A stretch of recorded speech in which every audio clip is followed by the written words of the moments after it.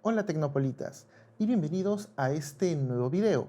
El día de hoy hablaremos sobre uno de los teléfonos más polémicos de esta fecha.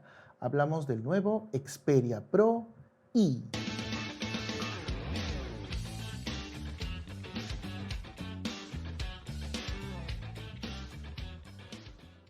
Muy bien, este va a ser un video de opinión en el cual vamos a hablar sobre este nuevo teléfono. También van a poder encontrar este contenido directamente en la cuenta de Spotify en Tecnopolita. Ya pueden ubicarnos también en esta plataforma para que puedan escucharlo como si fuera un podcast. Como pueden ver, tengo aquí en mi mesa todos los teléfonos Sony Xperia de la gama Z que he podido utilizar y voy a dar mi opinión sobre este nuevo smartphone, pero desde un punto de vista a nivel de usuario. Vamos a repasar cada una de las partes técnicas, pero por supuesto enfocándonos en lo que más nos interesa, que en esta ocasión es la nueva cámara de 1 pulgada que ostenta este nuevo teléfono. Vamos a entrar un poco en contexto. Cuando Sony Ericsson se separa, Sony como tal lanza un teléfono mítico que es el Sony Xperia S. Pero luego empiezan con una gama de teléfonos de muy alto nivel conocido como la serie Z. Y para ello tengo aquí dos de los primeros productos que se lanzaron con nombres clave como Sony Odin o Sony Yuga. Estos dos productos fueron los primeros de la línea Z. Este, por ejemplo, era el Xperia Z original y este otro, el Xperia ZL. Si bien es cierto, el Xperia Pro I no va a ser vendido en todo el mundo, esto no es una novedad para los productos Sony. Por ejemplo, en este caso, la versión de Sony Xperia Z original no se vendía en todo el mundo. Este lo tuve que importar y fue una elección difícil en aquel entonces porque este producto, el ZL, venía con características un tanto más técnicas, como por ejemplo tener un sensor de infrarrojos, contar con la cámara frontal en esta esquina de la parte inferior y tenía un tamaño mucho más compacto. Sin embargo, ya aquí podemos ver en este primer teléfono Sony Z este sello de diseño que es un acabado completamente en cristal y lo más interesante, este era el primer teléfono que ofrecía a nivel comercial en alta gama la resistencia al polvo y agua, una característica que se podía encontrar en otros teléfonos del tipo ruggerizados, pero que no se encontraban en teléfonos de este tamaño, peso, grosor y sobre todo gama. Es aquí donde Sony empieza con incorporar estas características, muy aparte de tener ya un panel Full HD 1080p. Este fue el primer teléfono capaz de filmar video en HDR a Full HD. Sí, tal vez para el día de hoy estos números no suenen muy impresionantes, pero ya hablamos de el primer teléfono que tenía estas características. Luego de este, con sus maravillosos 13 megapíxeles, quiero que vean cómo pasamos al Z1. El cambio a nivel de diseño es muy importante porque se reemplaza el plástico del borde por un marco completamente en metal y se escala a unos nada despreciables 20 megapíxeles en la parte posterior. Un teléfono que a mi parecer era el tamaño más agradable porque era un tanto más grueso, pero al mismo tiempo se sentía mucho más sólido. Ahora, fíjense cómo desde ese momento Sony iba a tomar el camino en la parte fotográfica.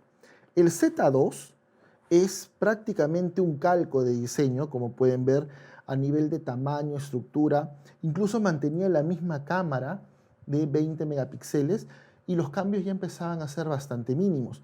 En ese entonces la carrera por la resolución de la imagen era la prioridad en las marcas y Sony, al menos en ese aspecto, llevaba la delantera. El Z3 fue un antes y un después en lo que respecta a diseño. Fíjense lo delgado de este producto manteniendo la misma resolución de 20 megapíxeles, pero ya perfeccionando el algoritmo en lo que respecta a calidad de imagen. Este fue uno de los mejores teléfonos de toda la gama Z que tenemos actualmente. Y aquí empieza ya un poco a notarse esa falta no de innovación por parte de Sony, sino este techo al cual estaban llegando todos los smartphones. Se empezaba un poco a definir que todo smartphone iba a ser un producto de full pantalla, rectangular, lo más delgado posible. Un teléfono premium tenía que tener acabado en metal y cristal, y ese era el estándar de la industria. Tanto así que el siguiente producto, que en Japón se llamó Z4, tenía tan pocas diferencias a nivel estético que para el resto del mundo se terminó llamando Sony Xperia Z3 Plus, porque como pueden ver a nivel físico son prácticamente idénticos en tamaño, peso, grosor, incluso en especificaciones técnicas. Por allí ya este modelo, el Plus, venía con la capacidad de tener el conector de micro USB sin la necesidad de, en todos los modelos anteriores, contar con esas incómodas tapitas que había que estar colocando y que con el tiempo terminaban rompiéndose, que evitaban que el agua ingresara al conector de audífonos, al conector de carga, al conector de la tarjeta micro SD, etc. Es aquí, luego del Z3 Plus, entre paréntesis Z4, donde Sony empieza a tomar un nuevo camino en la parte fotográfica. Llega el Z5, que es este producto, el cual nuevamente tiene un diseño mucho más cuadrado. Me encantaba de este producto porque seguía siendo cristal la parte posterior, pero este en particular era prácticamente inrayable. Este era un cristal mate muy difícil de rayar. Siempre vamos a ver que incluso en este nuevo Xperia Pro y tenemos estos sellos de identidad. Miren, desde el Z5, el botón dedicado para fotografía, para poder utilizarlo y tomarlo como una cámara. Esta tecla del lateral, el botón de power, que al mismo tiempo albergaba el lector de huella. Fíjense cómo desde este Z5 se mantenía o aparecía esta tecla que incluye el lector de huella. Una auténtica revolución para la época. Los productos con los que se competía tenían el lector de huella o bien en la parte posterior o bien en la parte frontal, en la zona inferior de la pantalla. Sony marcaba la diferencia con este botón lateral. Luego, sumando y complementando la parte fotográfica, llega nada más y nada menos que esta belleza de teléfono. Hablamos de el Z5, pero en su versión premium. Fíjense cómo la parte posterior es completamente un cristal del tipo espejo. Y este producto ya se caracteriza por, de nuevo, tener otra característica que también es única en el nuevo Xperia Pro I. Hablo de la pantalla a resolución 4K. Si bien es cierto, en este modelo es una pantalla IPS y la del Xperia Pro I actual es una pantalla OLED, pero Sony ya empezaba a apostar por características técnicas que lo diferencian de la competencia. Sin embargo, los usuarios empezaban a notar que, por ejemplo, una pantalla 4K no era del todo aprovechado por el sistema operativo. Tenías una resolución 4K, pero que de momento, a fecha de lanzamiento de este producto, no se podía utilizar ni siquiera en algunas aplicaciones nativas como YouTube o Netflix, que teniendo este contenido, el software Android todavía no permitía la reproducción a esta resolución de dichos contenidos. Sin embargo, Sony ya podía ostentar tener una de las pantallas con mayor resolución del mercado en un teléfono. Y hablábamos del Z5 Pro. Luego empieza ya a notarse un camino distinto. Ya no viene un Sony Z6, que era lo esperado, sino que viene un reset. Un reset a nivel de números, un reset a nivel de diseño, un reset a nivel de filosofía de producto. Y este reset llega con este Sony XZ, que vendría a ser el Sony Z6, pero que de nuevo mantiene los sellos característicos de Sony. La tecla dedicada de fotografía, el lector de huella incorporado en el botón de power en la parte posterior.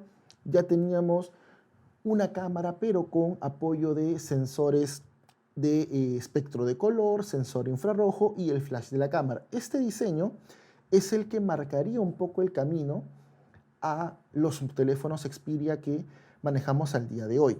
Como por ejemplo, en su siguiente camino viene uno de los teléfonos que en uso diario fue espectacular cuando lo pude tener. Este teléfono me acompañó cerca de un año. Hablamos de este modelo de Xperia que tiene también una pantalla 4K. Y aquí vemos cómo Sony empieza a tomar el camino de la fotografía con un sensor que de nuevo incluye una característica muy especial. Hablamos de 960 cuadros por segundo en video.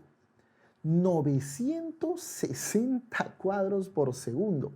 Algo que para la época era único, era pionero. Sin embargo, esta función era un tanto difícil de manejar y en el uso diario no era del todo aprovechable por el usuario final. Siempre estas características que Sony agregaba a los teléfonos, Sony, si bien es cierto, trataba de incluirlo como si fueran especificaciones que todo el público requeriría en su día a día, lamentablemente no terminaban de cuajar y cuando la competencia lograba adquirir esas tecnologías ya se había disuelto un poco este concepto de que Sony había sido el primero.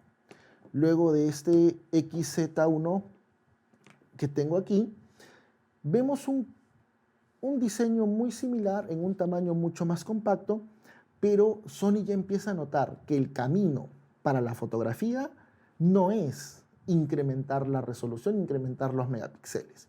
Hablamos de una cámara que retrocede de los 23 megapíxeles a los que nos tenía acostumbrados a 19 megapíxeles. Esto ya empieza a denotar que Sony no iba a entrar al camino de, primero, de la cantidad de cámaras. En este entonces ya los productos de la competencia te incluían 2 o 3 cámaras y también el camino de la resolución. 19 megapíxeles es un número bastante contenido, pero que nos da la señal de que este producto tiene también muy buenas características fotográficas. Este es el Sony Xperia XZ1. Luego viene el teléfono que rompe este molde tan conocido por los usuarios en el cual veían un producto y ya sabían que era un Sony. ¿Por qué? Por los famosos y en su momento odiados marcos que tenía la pantalla. La tendencia era cada vez tener un producto con un porcentaje cada vez mayor de que sea ocupado por la pantalla en el frontal. Y es el Sony, justamente este modelo, el XZ2, el que se encarga de marcar el camino hasta el Xperia Pro y que es el que tenemos actualmente. Como pueden ver, el diseño de este producto es prácticamente similar al del Xperia Pro I. Tiene ya este diseño ultra wide de 21 novenos que caracteriza a los teléfonos Sony. Tiene esta resistencia que a mí me encanta, que es respecto al notch. Sony no ha incluido ni una pantalla perforada, ni un notch para colocar sus cámaras frontales. Siempre ha mantenido los marcos lo más reducidos posibles, sin tener que recurrir a esta parte técnica para incluirlo en la frontal. Ahora, como podemos ver, en la parte posterior también tengo un diseño muy similar al Xperia Pro I que ha sido lanzado el día de ayer, con la cámara situada en el centro y los elementos de apoyo en la parte superior e inferior. En este modelo se incluía un lector de huella que está debajo de la cámara, que no era del todo cómodo, puesto que en la posición natural terminabas a veces dándole a la cámara en vez del lector de huella. Pero como pueden ver, ya el frontal ya tiene una mayor relación de pantalla con respecto a los marcos. Muy bien, con esta pequeña introducción a los teléfonos Xperia predecesores a este Xperia Pro I, es cuando vamos a hacer los comentarios sobre este producto. Y lo menciono porque me han pedido mucho este video mis amigos y colegas que saben que como un usuario muy fiel a la marca Sony, conozco mucho sobre sus productos desde los primeros Z hasta los actuales. Vamos a empezar con la cámara, porque el resto de características técnicas, si bien es cierto, son realmente impresionantes, pero no hay nada que se desmarque de la generación actual de smartphone. Hablamos de 12 GB de RAM, 512 GB de memoria interna, el último procesador de Qualcomm que no podía ser la excepción, el 888, una pantalla 6.5, la pantalla OLED que al día de hoy toda gama alta posee, pero este punto fotográfico es lo que ha levantado mucho polvo entre los, obviamente, fanáticos de Sony, pero al mismo tiempo que comparan este producto, y es inevitable realizar la comparación, con los principales referentes de la actualidad, como son el iPhone 13 y todas sus versiones Pro, Pro Max, las nuevas líneas de Galaxy que está por salir, el S22, los modelos de incluso Xiaomi, que tienen modelos fotográficos que han destacado mucho por características técnicas que muchas veces los clientes no logran interpretar adecuadamente. Vamos a ir por el principio. Cuando hablamos de las características fotográficas de este equipo, nos referimos, valga la redundancia, específicamente al apartado fotográfico, pero al apartado fotográfico de la parte posterior, porque este nuevo Xperia Pro I tiene apenas una cámara frontal de 8 megapíxeles, algo que podría parecer irrisorio al día de hoy si hablamos de resolución fotográfica en cámaras frontales.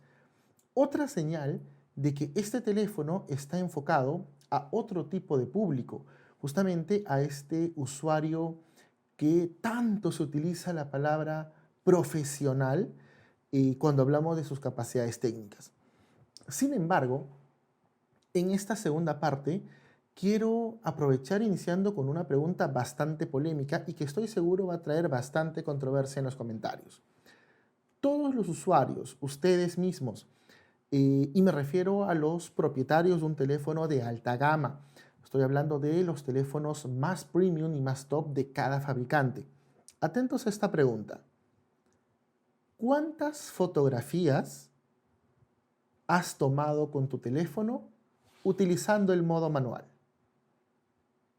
Me refiero, ¿cuántas fotos tomas con tu teléfono ajustando previamente antes de capturar la imagen el ISO, la velocidad de obturación, la apertura en caso tu modelo cuente con esta capacidad, aunque sea virtual, el balance de blancos, la temperatura de color?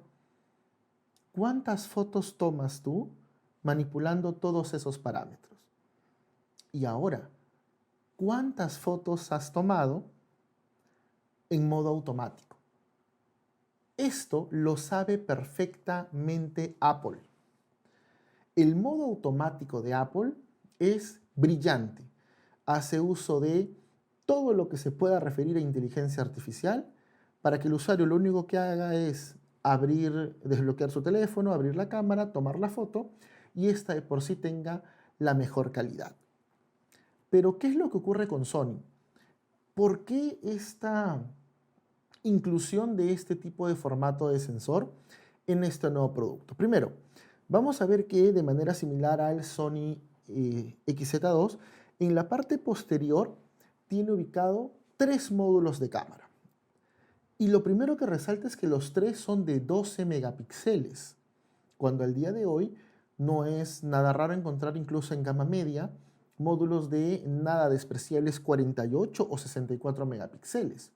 Incluso teléfonos premium ostentan el número de 108 megapíxeles.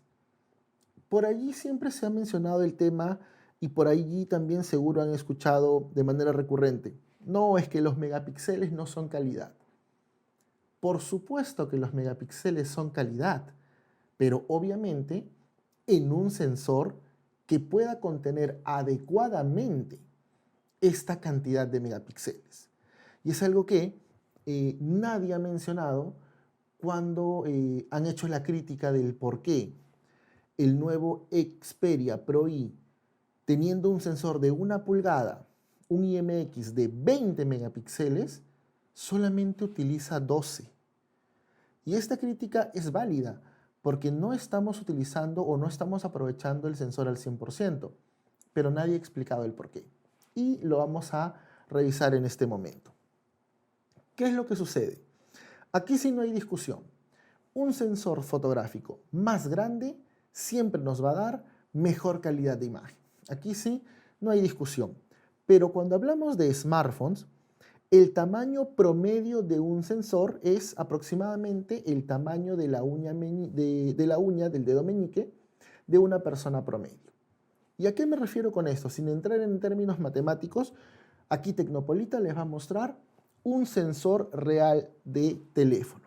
Este de aquí, que tengo aquí en mi mano, son sensores fotográficos con lente, sensores completos, de un smartphone. Lo estoy colocando aquí en la cámara cenital para que lo puedan ver con mejor detenimiento.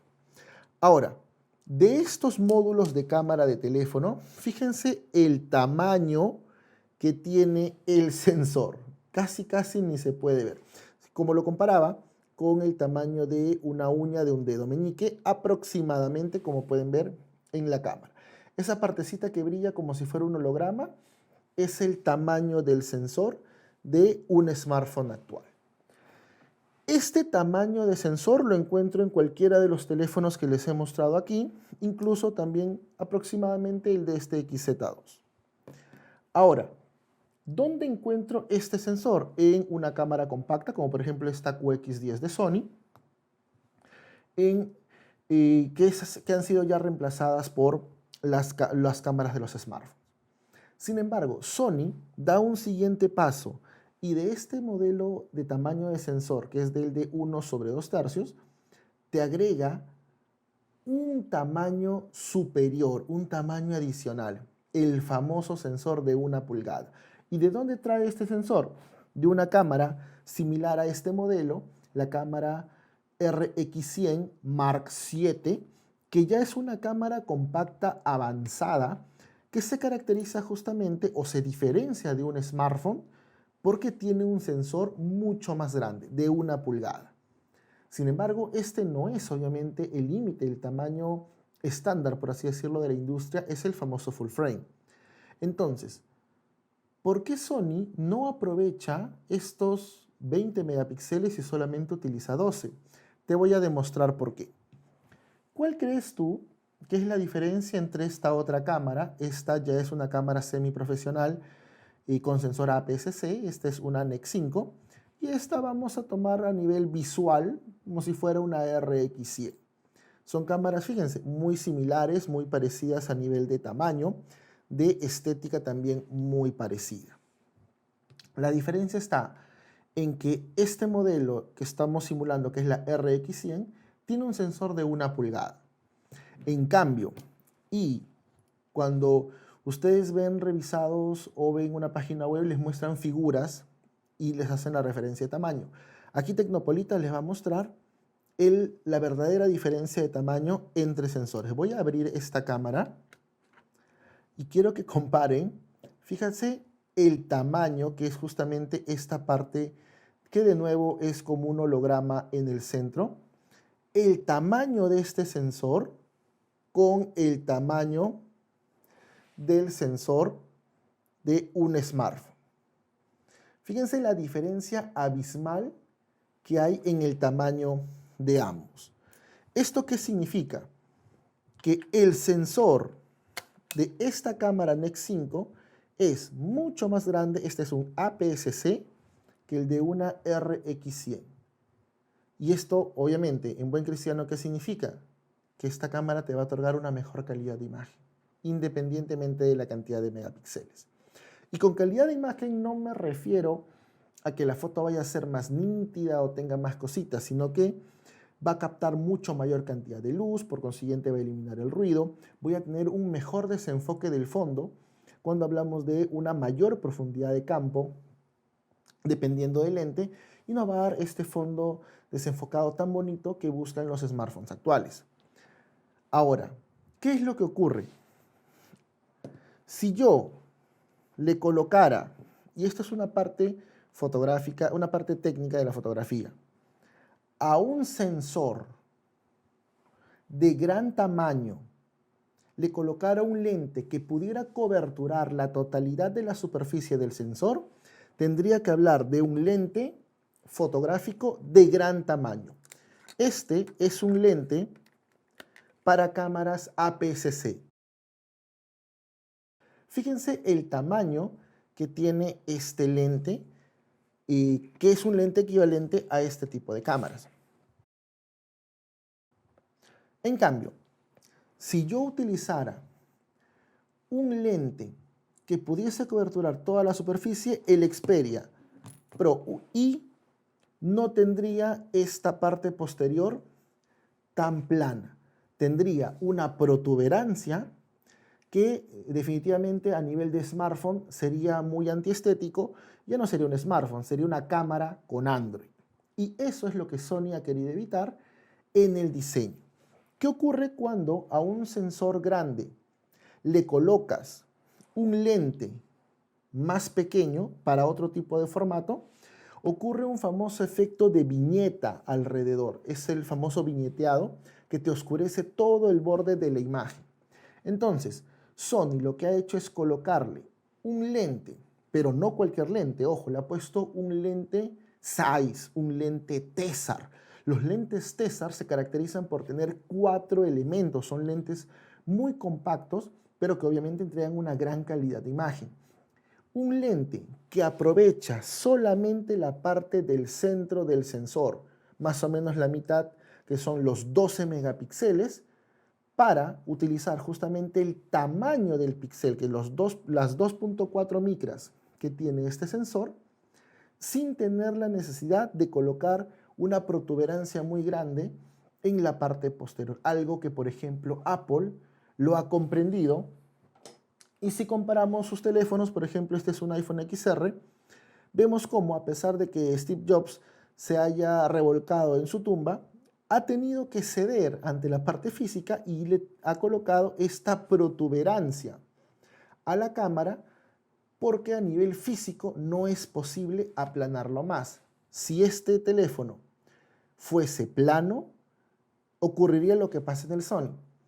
El lente no lograría coberturar la totalidad de la superficie del sensor. Esto es obviamente criticado por parte de los revisados, pero justamente no mencionan las bondades de contar con un sensor de este tamaño y la calidad de la óptica que le está poniendo Sony. Ahora, el juego de 3 cámaras no incluye únicamente esta cámara principal de 1 pulgada. Las 3 cámaras son de 12 megapíxeles y al estar ubicados en la parte posterior, justamente alineadas en el medio, nos entrega una cámara de 16 milímetros, el ultra gran angular, y además otra de 50 milímetros con una capacidad de aumento de 2x. La cámara principal se mantiene en 24 milímetros, que es un formato bastante estándar para la competencia con los principales referentes del mercado. Ahora, justamente otra diferencia que encontramos en este producto es la aplicación que utiliza Sony para la parte fotográfica. Sony no utiliza la aplicación cámara nativa de Android, porque esta limita mucho la comunicación entre el hardware del sensor y la parte del software. Sony ha tenido que rediseñar 3 aplicaciones distintas para poder aprovechar al máximo su sensor fotográfico, y es algo que ninguna otra marca lo ha hecho. Tiene una aplicación dedicada para la fotografía, tiene una aplicación dedicada para la parte de video y tiene otra aplicación para tomar video pero con modo cinemático. Es aquí donde se conjugan todas las características técnicas de este modelo. ¿A qué me refiero? Este producto es capaz de filmar video a 4K a 120 fotogramas por segundo. Y es el único modelo que te permite reproducir ese video filmado a 4K a su resolución nativa, porque la pantalla de este producto, de este nuevo Xperia Pro I, es 4K OLED y tiene 120 Hz a nivel de tasa de refresco y 240 Hz en lo que respecta a la sensibilidad táctil. De nuevo, está diseñado para un usuario que va a capturar y va a reproducir ese contenido en esa calidad. Además, viene de nuevo la pregunta, ¿y para qué quiero 4K en una pantalla que no la voy a aprovechar porque el sistema operativo Android tiene una resolución inferior en la mayoría de interfaz, sobre todo si es que estás pensando utilizar el teléfono para WhatsApp, Facebook y navegar por el menú? Este modelo, el Xperia Pro I, se puede utilizar como un monitor fotográfico de alta calidad con una precisión de color sorprendente para obviamente videocámaras y cámaras fotográficas que tengan esa calidad. Recuerden que la calidad de una pantalla se aprovecha cuando la fuente de video que estamos utilizando tiene también y responde a esa calidad. Algo que, por ejemplo, le está pasando un poco a los iPhone. Tienen capacidades de video espectaculares, pero que solamente vas a poder aprovechar cuando ves ese video en la pantalla de tu iPhone. Si lo pasas a tu computador, lo pasas a un TV, difícilmente vas a poder reproducir la cantidad de bits que tiene ese video al que ha sido grabado para que puedas apreciarlo en otra pantalla. Algo similar te puede ocurrir con este teléfono. Entonces, aquí ya tenemos la explicación del por qué en capacidades fotográficas utiliza solo esos 12 megapíxeles. Y ahora te voy a dar mi opinión. Hoy en día, lamentablemente, los usuarios buscan un poco a veces la practicidad. ¿Y qué es lo que ha ocurrido? Los fabricantes lo saben. Entonces, todo lo que no se puede agregar por hardware, bien sea porque es muy costoso, porque no hay espacio físico para colocarlo, etcétera, lo está solucionando el software. Y es algo que lamentablemente en todos los teléfonos que les he mostrado el día de hoy siempre le ha ocurrido a Sony. Por ejemplo, no nos sorprendamos de que en la clasificación de DxOMark este Xperia Pro I de repente no salga en el top 1 del mejor teléfono con cámara. ¿Por qué? Porque el día de hoy los principales competidores, ese tamaño de sensor que es una desventaja técnica, lo compensan por software. Ese desenfoque que tanto nos gusta, que este teléfono lo hace por hardware con un sensor más grande, hoy en día también se hace por software. Incluso cosas tan locas como aumentar la memoria RAM de un teléfono por software, he leído por allí algunas notas que ya mencionan eso, también se puede hacer. Entonces, el mensaje es, sobre el papel, la cámara y el producto es técnicamente casi perfecto.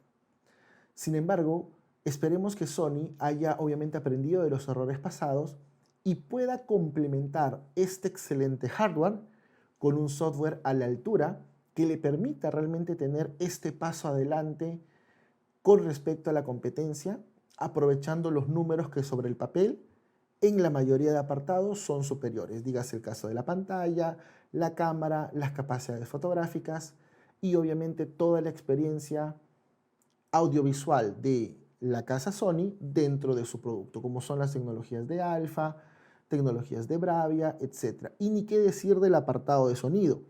Algo que me ha encantado de este producto es que me atrevo a decir, y por allí lo pueden corregir en los comentarios, que es el único teléfono tope de gama que mantiene el jack de 3.5 para poder escuchar música. Hoy en día la toma del USB tipo C, al menos particularmente, no me termina de convencer y siempre los mejores audífonos del mercado los vamos a tener por cable. Los audífonos Bluetooth son sumamente cómodos, pero a nivel de calidad de sonido, la transferencia inalámbrica todavía podría estar un paso por detrás del muy confiable cable jack RJ 3.5.